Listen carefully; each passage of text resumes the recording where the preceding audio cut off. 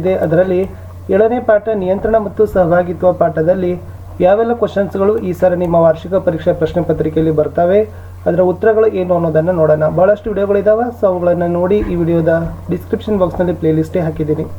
ವಿಡಿಯೋನ like, share, subscribe ಮಾಡಲು ಮರಿದಿರಿ. ನಮ್ಮದು ಟೆಲಿಗ್ರಾಮ್ ಗ್ರೂಪ್ ಅದ, ಅದಕ್ಕೂ ಕೂಡ ಬಂದು ಜಾಯ್ನ್ ಆಗಿ ಅಂತ ಹೇಳ್ತಾ ನೋಡೋಣ. ನಿಯಂತ್ರಣ ಮತ್ತು ಸಹಭಾಗಿತ್ವದಲ್ಲಿ ಯಾವ ಕ್ವಶನ್ಸ್ ಇಂಪಾರ್ಟೆಂಟ್ ಇದ್ದಾವೆ, ಅದರ ಕ್ವಶನ್ ಆನ್ಸರ್ಸು ಏನಿದ್ದಾವೆ.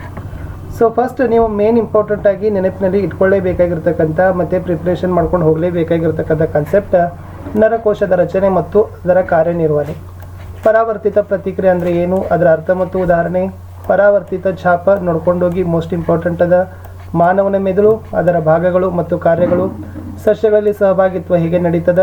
ಪ್ರಚೋದನೆಗೆ ಉಂಟಾಗ್ತಕ್ಕಂಥ ಚಲನೆಗಳು ಹೇಗಿದೆ, ಬೆಳವಣಿಗೆಯಿಂದ ಉಂಟಾಗ್ತಕ್ಕಂಥ ಚಲನೆ, ಇವು ಮೋಸ್ಟ್ ಇಂಪಾರ್ಟೆಂಟ್ ಇದಾವೆ. ಇಂದ ವಿವಿಧ ಪ್ರಕಾರದ ಅನುವರ್ತನೆಗಳು, ಅಲ್ಲಿ ರಾಸಾಯನಿಕ ಅನುವರ್ತನೆ, ಜಲಾನುವರ್ತನೆ ಅಂತ ಬರ್ತಾವೆ, ಅವುಗಳನ್ನು ನೋಡ್ಕೊಡ್ರಿ. ಸಸ್ಯ ಹಾರ್ಮೋನುಗಳು ಮತ್ತು ಮಾನವನಲ್ಲಿರ್ತಕ್ಕಂಥ ಹಾರ್ಮೋನುಗಳು ಮೋಸ್ಟ್ ಇಂಪಾರ್ಟೆಂಟ್, 2 ಅಂಕಕ್ಕೆ ಬಂದೇ ಬರ್ತಾವೆ.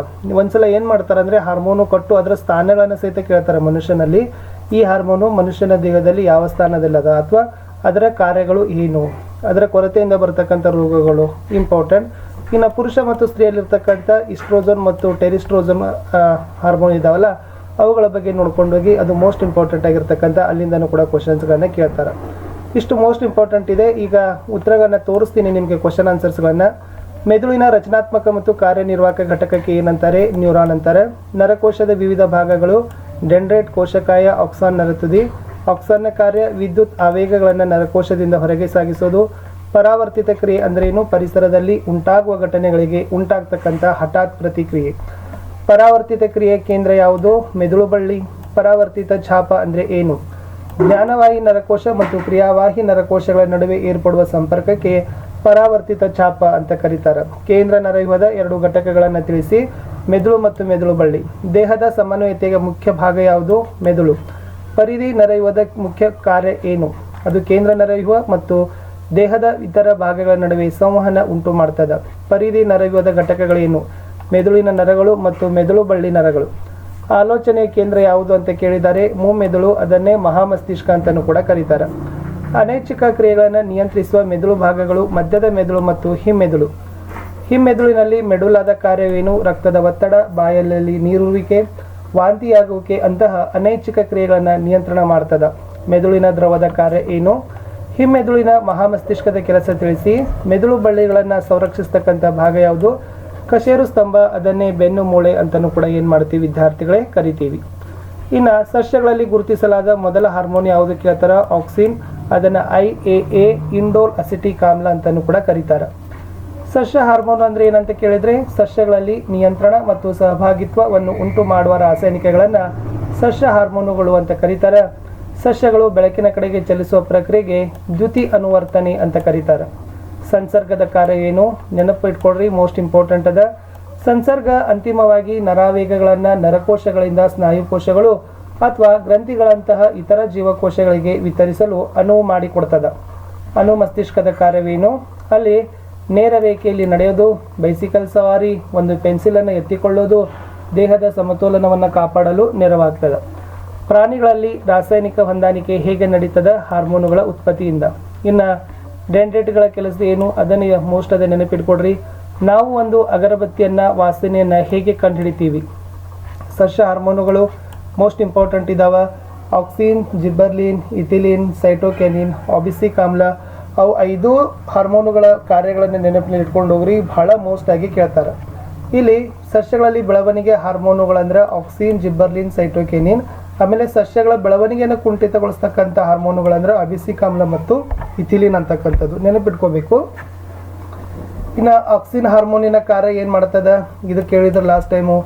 ಜಿಬ್ಬರ್ಲಿನ್ ಹಾರ್ಮೋನುಗಳ ಕೆಲಸ ಏನು, ಇದು ಕೂಡ ಮೋಸ್ಟ್ ಇಂಪಾರ್ಟೆಂಟ್ ಅದ. ಓಕೆ, ಇದನ್ನು ಕೂಡ ತಾವೇನು ಮಾಡ್ಕೊಂಡು ಹೋಗ್ರಿ, ನೋಡ್ಕೊಂಡು ಹೋಗ್ರಿ. ನೆಕ್ಸ್ಟ್ ಸೈಟೋಕೆನಿನ್ ಅಂತಂದ್ರೆ ಕೋಶ ವಿಭಜನೆಯನ್ನು ಪ್ರಚೋದಿಸ್ತದೆ. ಪಾರ್ಶ್ವ ಮಗ್ಗುಗಳ ಬೆಳವಣಿಗೆಯನ್ನು ನಿಯಂತ್ರಣ ಮಾಡ್ತದೆ. ಕಾಂಡಗಳ ಉದ್ದ ಹೆಚ್ಚಿಸ್ತದೆ.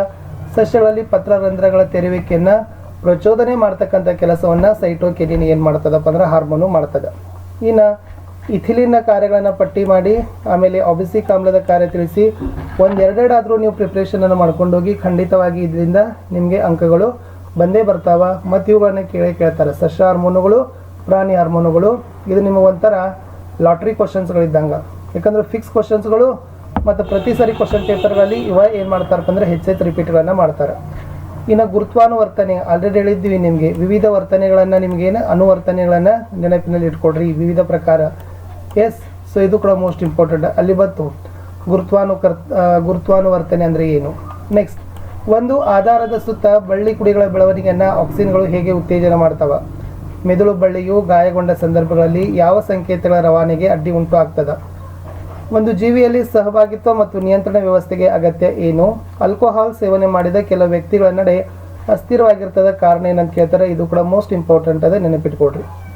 ಇನ್ನು ವಿದ್ಯಾರ್ಥಿಗಳೇ, ಸೊ ಎಲ್ಲ ಕ್ವಶನ್ ಆನ್ಸರ್ಸ್ ಆಯಿತು. ಇನ್ನು ಚಿತ್ರಗಳನ್ನು ಕೂಡ ಪ್ರಾಕ್ಟೀಸ್ ಮಾಡ್ಕೊಂಡು ಹೋಗ್ಬೇಕಾಗ್ತದೆ. ಯಾಕಂದ್ರೆ ಇಲ್ಲಿಂದ ಒಂದು ಚಿತ್ರ ಆದರೂ ನಾವು ಏನು ಮಾಡ್ತೀವಿ, ಎಕ್ಸ್ಪೆಕ್ಟನ್ನು ಮಾಡ್ತೀವಿ. ವಿಶೇಷವಾಗಿ 7.1 ನರಕೋಶದ ರಚನೆಗಳನ್ನು ನೀವೇನು ಮಾಡ್ಕೊಂಡು ಹೋಗಬೇಕು, ಪ್ರಿಪ್ರೇಷನ್ ಮಾಡ್ಕೊಂಡು ಹೋಗಬೇಕು. ಅದರಲ್ಲಿ ಆಕ್ಸಾನ್ಗಳು, ಡೆಂಡ್ರೈಟ್ಗಳು, ಕೋಶ ಕೇಂದ್ರ, ಕೋಶಕಾಯ, ನರತುದಿ ಇವುಗಳನ್ನೆಲ್ಲ ನಿಮ್ಗೆ ಏನು ಮಾಡಬೇಕು, ಗುರುತಿಸಲಿಕ್ಕೆ ಬರಬೇಕು. ಇಲ್ಲಿ ಕೇಳಿದ್ದಾರೆ, ಇದು ಮೋಸ್ಟ್ ಇಂಪಾರ್ಟೆಂಟ್. ಲಾಸ್ಟ್ ಪ್ರೀವಿಯಸ್ ಇಯರ್ಗೆ ಕ್ವಶನ್ಸ್ ಏನು ಮಾಡಿದ್ರಪ್ಪ ಅಂದರೆ ಕೇಳಿದರು. ಇನ್ನು ಅದೇ ಥರನಾಗಿ ಮಾನವನ ಮೆದುಳಿನ ರಚನೆ, ಅದು ನೀಳಛೇದ ನೋಟ ಅಂತಾರೆ. ಇದು ಕೂಡ ಮೋಸ್ಟ್ ಇಂಪಾರ್ಟೆಂಟ್. ಈ ಕ್ವಶನ್ ಸಹಿತ ಬಹಳ ಬರ್ತದೆ. ವಿಶೇಷವಾಗಿ ಮಧ್ಯ ಮೆದುಳು ಮತ್ತು ಈ ಪಿಟ್ಯೂಟರಿ ಗ್ರಂಥಿಯನ್ನು ನೋಡ್ಕೊಂಡು ಹೋಗಿ ಅದು ಎಲ್ಲಿರ್ತದೆ ಅನ್ನೋದನ್ನು. ಸೊ ಇವುಗಳ ಬಗ್ಗೆನೂ ಕೂಡ ತಾವುಗಳು ಚೆನ್ನಾಗಿ ಪ್ರಾಕ್ಟೀಸನ್ನು ಮಾಡಿಕೊಂಡು ಹೋಗಲೇಬೇಕು. ಇಷ್ಟು ಈ ಪಾಠದಲ್ಲಿ. ನಿಯಂತ್ರಣ ಸಹಭಾಗಿತ್ವ ಅಂದರೆ ಒಂದು ಮೆದುಳು, ಒಂದು ನರಕೋಶ. ಇದು ಮೋಸ್ಟ್ ಎರಡು ಇಂಪಾರ್ಟೆಂಟ್ ಚಿತ್ರ. ಸೊ ಮೆದುಳು ಬರಲಿಲ್ಲ ಅಂದರೆ ನರಕೋಶ ಚಿತ್ರ ಬರ್ತದೆ, ನರಕೋಶ ಇಲ್ಲ ಮೆದುಳು ಬರ್ತದೆ. ಏನೂ ಬರಲಿಲ್ಲ ಅಂದರೆ ಮೆದುಳಿನ ಬಗ್ಗೆ ಬಹಳ ಕ್ವಶನ್ಸ್ಗಳು ಬರ್ತಾವೆ, ನೀವು ಪ್ರಿಪ್ರೇಷನನ್ನು ಮಾಡ್ಕೊಂಡು ಹೋಗಲೇಬೇಕು. ಇಷ್ಟಿತ್ತು ನಿಯಂತ್ರಣ ಮತ್ತು ಸಹಭಾಗಿತ್ವ ಪಾಠದಲ್ಲಿ. ನೀವೆಲ್ಲ ಏನೇನು ಇಂಪಾರ್ಟೆಂಟಾಗಿ ಓದ್ಕೊಂಡು ಹೋಗಬೇಕಾಗಿತ್ತು, ಅದರ ಕಂಟೆಂಟಲ್ಲಿ ಏನೆಲ್ಲ ನೆನಪಿನ ಇಟ್ಕೊಳ್ಬೇಕಾಗಿರೋದನ್ನು ನಾನು ಹೇಳಿದ್ದೀನಿ. ಡೆಫಿನೆಟಾಗಿ 4 ರಿಂದ 5 ಮಾರ್ಕ್ಸ್ದಲ್ಲಿ ಈ ಪಾಠದ ಕ್ವಶನ್ ಆನ್ಸರ್ಗಳು ನಿಮಗೆ ಬಂದೇ ಬರ್ತಾವೆ. ಇನ್ನು ನೀವು ಚೆನ್ನಾಗಿ ಪ್ರಿಪ್ರೇಷನನ್ನು ಮಾಡ್ಕೊಂಡು ಹೋಗಬೇಕು ಅಂತ ಹೇಳ್ತಾ, ಸೊ ಹೋಪ್ ದಯಮಾಡಿ ವಿಡಿಯೋಗಳನ್ನು ಲೈಕ್, ಶೇರ್ ಹಾಗೂ ಸಬ್ಸ್ಕ್ರೈಬ್ ಮಾಡಲು ಮರಿಬಾರ್ದು. ನಿಮ್ಮ ಒಂದು ಲೈಕ್, ನಿಮ್ಮ ಒಂದು ಶೇರ್ ನಮಗೆ ಭಾಳಷ್ಟು ಮೋಟಿವೇಶನನ್ನು ತಂದು ಕೊಡ್ತದೆ. ಸೊ ಹೀಗೆ ನಿಮ್ಮದು ವ್ಯೂಸ್ಗಳನ್ನು ಮತ್ತು ಕಂಟಿನ್ಯೂಸ್ ಲೈಕ್ಗಳು ಬರ್ತಾ ಇದ್ದರೆ, ಸೊ ನಾವೇನು ಮಾಡ್ತೀವಿ, ಅದರ್ ಪಾಠಗಳ ಬೇರೆ ಪಾಠಗಳನ್ನು ಕೂಡ ಇದೇ ತನಾಗಿರ್ತಕ್ಕಂಥ ವಿಡಿಯೋಗಳನ್ನು ತೊಗೊಳ್ತೀವಿ. ಒಟ್ಟಾರೆಯಾಗಿ ನಮ್ಮ ಗುರಿ ಇದೆ, ನಿಮ್ಮನ್ನು ವಿಜ್ಞಾನದಲ್ಲಿ 60 ಅಂಕಗಳ ಕ್ವಶನ್ ಆನ್ಸರ್ಸ್ಗಳಿಗೆ ಮಿನಿಮಮ್ ಪ್ರಿಪ್ರೇಷನನ್ನು ಮಾಡಿಸ್ತಕ್ಕಂಥ ಕೆಲಸವನ್ನು ನಾನು ನಿಮಗೆ ಮಾಡ್ತೀನಿ. ಓಕೆ, ಸೊ ಹೋಪ್ ನೀವೆಲ್ಲರೂ ಕೂಡ ವಿಡಿಯೋವನ್ನು ಲೈಕ್, ಶೇರ್ ಹಾಗೂ ಸಬ್ಸ್ಕ್ರೈಬ್ ಮಾಡಲು ಮರಿಬಾರ್ದು ಅಂತ ಹೇಳ್ತಾ, ನಮ್ಮದು ಟೆಲಿಗ್ರಾಮ್ ಗ್ರೂಪ್ ಅದ. ಆ ಟೆಲಿಗ್ರಾಮ್ ಗ್ರೂಪ್ದು ಕೂಡ ಲಿಂಕ್ಗಳನ್ನು ನಾನು ವಿಡಿಯೋದ ಡಿಸ್ಕ್ರಿಪ್ಷನ್ ಬಾಕ್ಸಲ್ಲಿ ಹಾಕಿದ್ದೀನಿ. ಅದಕ್ಕೂ ಕೂಡ ತಾವೆಲ್ಲರೂ ಕೂಡ ಬಂದು ಜಾಯಿನ್ ಆಗಬೇಕು. ಮತ್ತೆ ಸಿಗ್ತೀನಿ ನಾನು ಹೊಸದಾಗಿರ್ತಕ್ಕಂಥ ವಿಡಿಯೋಗಳ ಭಾಗದಲ್ಲಿ. ಅಲ್ಲಿಯವರೆಗೂ ಬಾಯ್. ದಯಮಾಡಿ ವಿಡಿಯೋಗಳನ್ನು ಲೈಕ್ ಹಾಗೂ ಶೇರ್ ಕಂಟಿನ್ಯೂಗಳನ್ನು ಮಾಡಲಿಕ್ಕೆ ಮರಿಬೇಡಿ. ಬಾಯ್.